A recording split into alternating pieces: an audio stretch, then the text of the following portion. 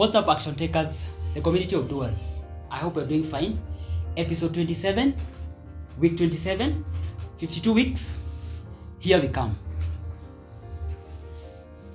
Now,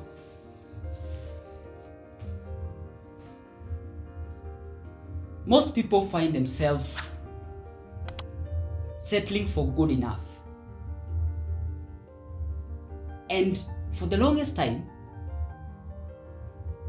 good enough has been or is the biggest enemy for great. Why settle for good enough? Why settle for convenience? I believe at a very greater extent that a beautiful, or in other words, a good life or a life well lived is more on the adventure of life rather than the convenience of life. Because weakness sometimes is convenient, but it won't earn you much. So to narrow down on the point I'm trying to make is that good enough is the enemy of great. And until you're willing to give up the good enough, that's the point where you're going to step into the pursuit and eventually into the achievement of the best or the great version that you can. So you can't be great in what you do if you're not willing to sacrifice the good enough. And remember, the good enough is convenient. It's earning you privilege. It's good. So we are talking about something that is already working. But you need to give up that to step into the uncertainty of the path of trying to pursue greatness. Pursue being phenomenal. Most human beings find themselves in a space where they just want the bare minimum. The moment they hit the bare minimum, when they don't have it at all, they are so hungry and they are grinding a lot. But the moment they hit the bare minimum, they become comfortable. And this is a concept that I probably have heard so many times, but it's so difficult to execute. Because how do you move from convenience, something that is working, into a space of uncertainty in the pursuit of something better that you're not guaranteed of?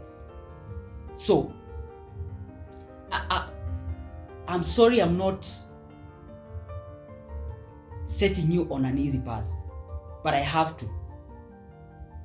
Because asking of you to give up something that is working in the pursuit of something that is not guaranteed is not the best thing that you want to hear at this moment.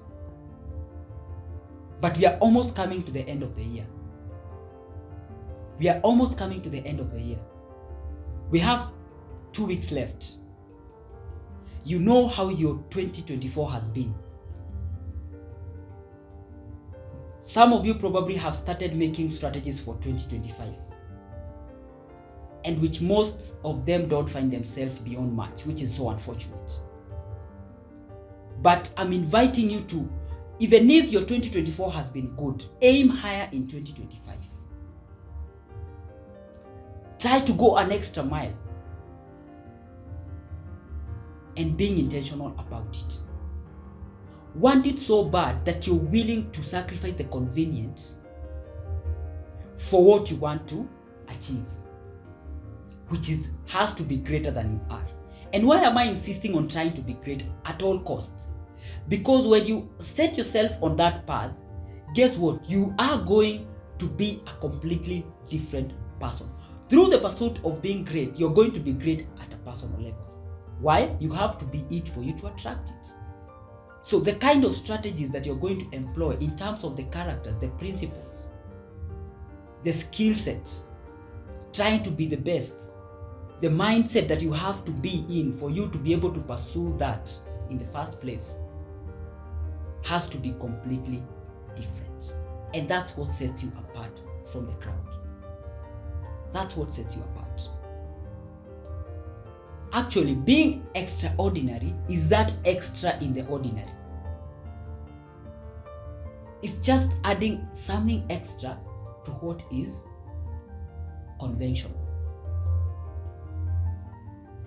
For you to attract what you want is for you to take the action. Attraction at the end is action. Attraction. Now, there are a couple of people who has mentioned a couple of interesting things that I want to look at, and one of them are John D. Rockefeller, and this is what he said, that don't be afraid to give up the good for the great.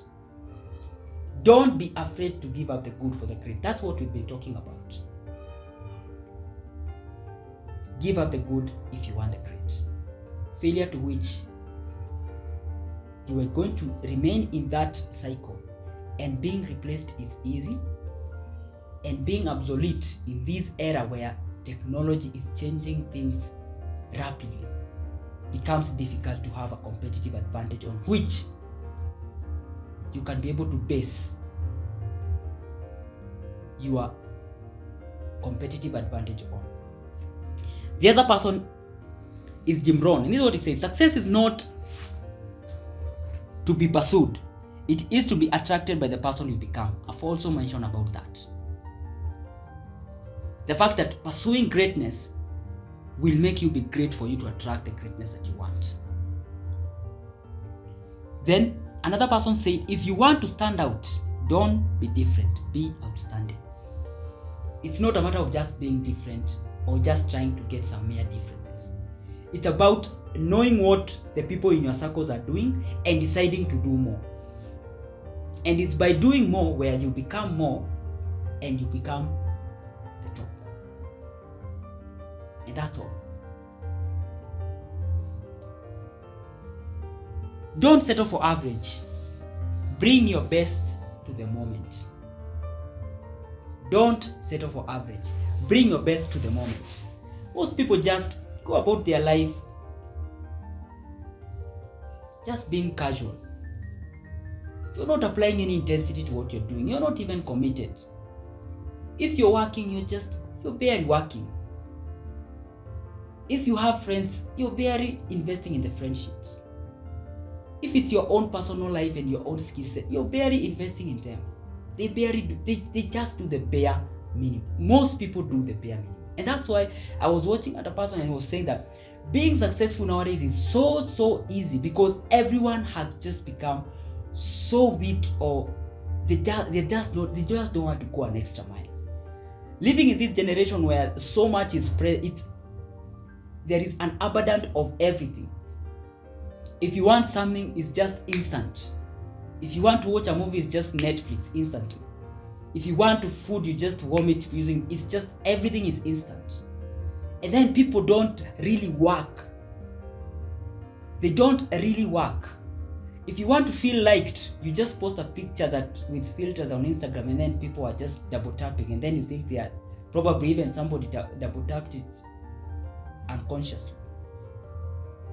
Things are just happening instantly, and they forget that there are aspects in life that will not happen instantly. You have to work for them if you have to be great in them. Things like meaningful relationships, those are not things that happens instantly. They require trust, they require time. You have to invest. Things like fulfillment in your workplace, it's not something that happens instantly. It takes time. Personal development, it's not something that you wake up tomorrow and then it happens. No, it requires time and effort. And you have to actually decide that you're going to do it. And it's not actually easy. Now,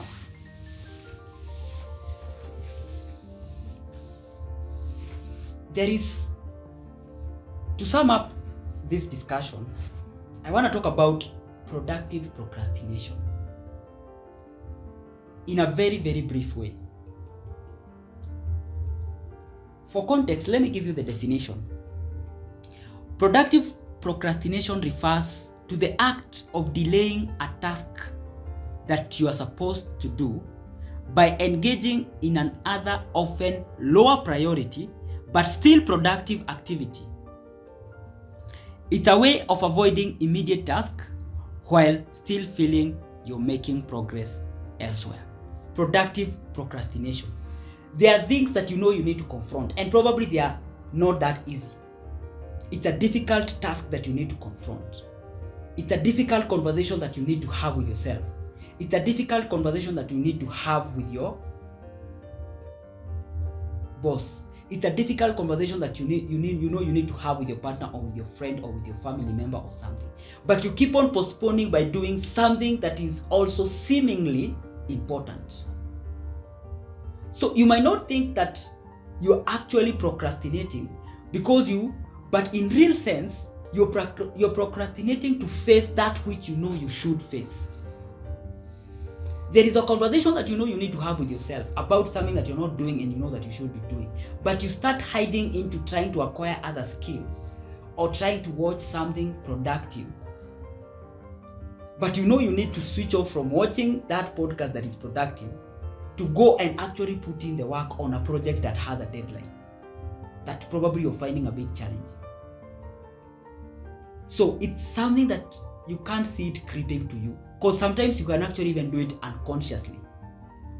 You can actually find yourself doing it unconsciously because your brain is actually validating itself that I'm actually doing something productive. But in real sense, you're actually procrastinating. That's why we are calling it productive procrastination. Failing to face what you need to face and substituting with something else that is also productive, but it's a lower priority. So, get off those things that you're doing that are productive but are of low priority, and take on those things that they are difficult to face, but you should be facing them. Thank you very much for getting up to this point. I really appreciate. It has not been an easy conversation, but this is what it takes if you have to go to the next level. The purest gold is made from the hottest fire. As we come to the end of the year, I know we are starting to get into the festive season, and have happy holidays, enjoy, but let's not forget the path that we are in. See you on the next one. Remember to subscribe.